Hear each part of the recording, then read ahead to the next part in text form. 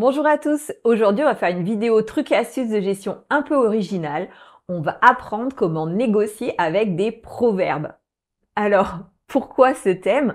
Eh bien, c'est parce que parfois, moi ça m'est arrivé d'avoir des négociations un peu difficiles où on n'arrive pas à faire entendre raison à son interlocuteur.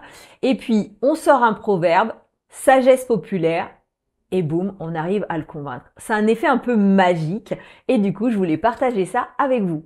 Le premier proverbe, s'il n'y en a qu'un que vous retenez aujourd'hui, eh bien c'est les paroles s'envolent et les écrits restent. Avec ça, on arrive vraiment à convaincre son interlocuteur qu'il faut qu'on mette les choses par écrit. Ça va nous éviter beaucoup de problèmes à l'avenir.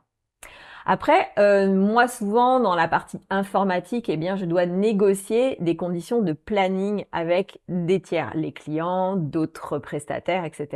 Et il faut souvent essayer de les convaincre de garder un planning qui est raisonnable et qui va pouvoir être tenu. Et donc dans ce cadre, eh bien il y a plein de proverbes qui peuvent s'appliquer. Il ne faut pas mettre la charrue avant les bœufs. Il ne faut pas vendre la peau de l'ours avant de l'avoir tué. Il faut laisser le temps au temps. Il ne faut pas déshabiller Pierre pour habiller Jacques. On ne peut pas être au four et au moulin et il ne faut pas courir 2 lièvres à la fois. Également, on peut être amené à inciter à la prudence. Pour ça, vous pouvez utiliser des proverbes comme « il ne faut pas jeter de l'huile sur le feu »,« prudence est mère de sûreté »,« il ne faut pas mettre tous ses œufs dans le même panier »,« mieux vaut prévenir que guérir »,« un tien vaut mieux que 2, tu l'auras ». Il y a également des proverbes d'encouragement pour inciter ses équipes, parce que des fois, il faut juste bien y aller, quoi. Et donc, dans ce cas-là, on va avoir « à cœur vaillant, rien d'impossible ». Ou, si c'est un peu difficile, « à la guerre comme à la guerre, quand le vin est tiré, il faut le boire ». Ou si c'est un peu une situation un peu compliquée, « aux grands mots, les grands remèdes, on ne fait pas d'omelette sans casser des œufs ». Et puis, pour être plus positif, « après la pluie, le beau temps, c'est en forgeant qu'on devient forgeron ». Et puis, si c'est un peu long et que les gens se découragent, n'oubliez pas le « petit à petit, l'oiseau fait son nid ».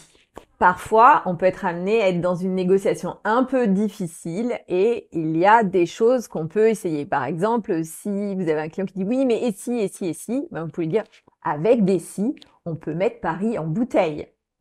Si jamais vous avez l'impression que la personne en face, elle mélange tout, vous lui dites « il ne faut pas mélanger les torchons et les serviettes ».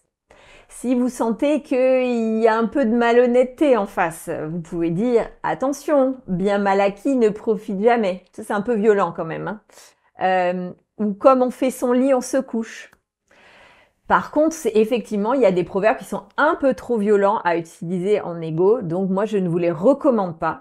C'est des proverbes comme c'est l'hôpital qui se fout de la charité »,« qui sème le vent récolte la tempête », il n'est pire sourd que celui qui ne veut entendre ou qui veut noyer son chien l'accuse de la rage. Donc ça, oui, effectivement, des fois, c'est approprié, mais c'est assez violent, ne les utilisez pas. Tous ces petits proverbes, je vous invite à les utiliser dans vos négociations professionnelles ou même personnelles. Et si vous avez vous-même des proverbes ou des citations que vous utilisez, n'hésitez pas à nous les mettre en commentaire, ça nous fera très plaisir. À très bientôt pour une autre vidéo.